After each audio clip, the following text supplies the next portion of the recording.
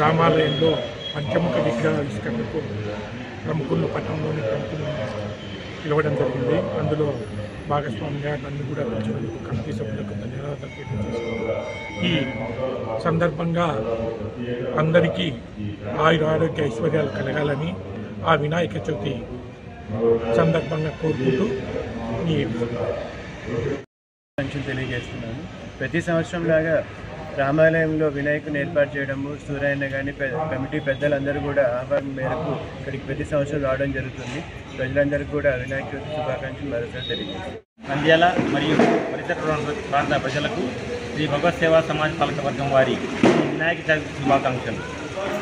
శ్రీ భగవత్ సేవా సమాజ్ పాలకవర్గం వారు మహానగరాలకే పరిమితమైన ఈ యొక్క మహాస్వరూపాలను నంద్యాలకు ఎందుకు తీసుకురాకూడదు అనే ఉద్దేశంతో మొదలైన ఈ మహాప్రస్థానం 2012వ సంవత్సరంలో నారికేల గణపతితో మొదలయ్యి ఎవరికి ఎక్కడా చేయని విధంగా, అంటే ఈ యొక్క స్వరూపాలు ఎక్కడ కూడా ఎవరు చేసి ఉండరు ఇంతవరకు కూడా.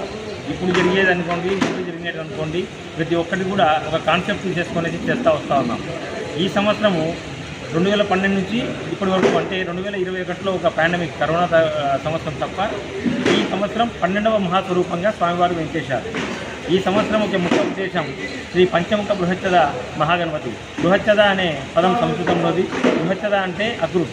ఈ యొక్క అక్రూట్ని దాదాపు 150 కేజీల వరకు బాడీకి ఉపయోగించడం జరిగింది. ఈ యొక్క మహాస్వరూపానికి ఈ పంచముఖుడిగా, అంటే ఈ పంచద్రవ్యాలు జాపత్రి అనుకోండి, దాల్చిన చెక్క అనుకోండి, రాతి పువ్వు అనుకోండి, మరాఠీ మొగ్గ అనుకోండి, అనాస పువ్వు, ఈ యొక్క 5 ద్రవ్యాలతో పంచముఖుడిగా స్వామివారి ఈ సంవత్సరం మన లోక కళ్యాణార్థమై పరిసర ప్రాంత ప్రజలకు అనుగ్రహించబోతున్నారు.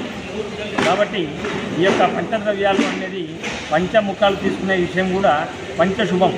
ఈ ఆచార్యవర్యులు చెప్పిన ప్రకారంగా అందరికీ పంచశుభాలు, అంటే ప్రతి ఒక్కరికి అందరికీ శుభాలను, అందరికీ ఏకాగ్రతను, అందరికీ ఆరోగ్యాన్ని, అందరికీ బుద్ధిని, అందరికీ శక్తిని, ఈ యొక్క పంచశక్తులు ఎవరు ఎప్పుడైతే మానవుని దగ్గర ఉంటాయో వారు ఏ దానికి బాధపడకుండా, ఏ దానికి ఏం లేకుండా సుఖ సంతోషాలు, ఆయురారోగ్యాలు మాత్రం మెండుగా ఉండాలని చెప్పడనే ఉద్దేశంతో ఈ సంవత్సరము అందరికీ ఈ యొక్క ఇమ్యూనిటీ సిస్టమ్, రోగ నిరోధక శక్తికి ఈ యొక్క ఏవైతే ద్రవ్యాలు వాడినామో అన్ని ఆయుర్వేదంలో చెప్పబడింది.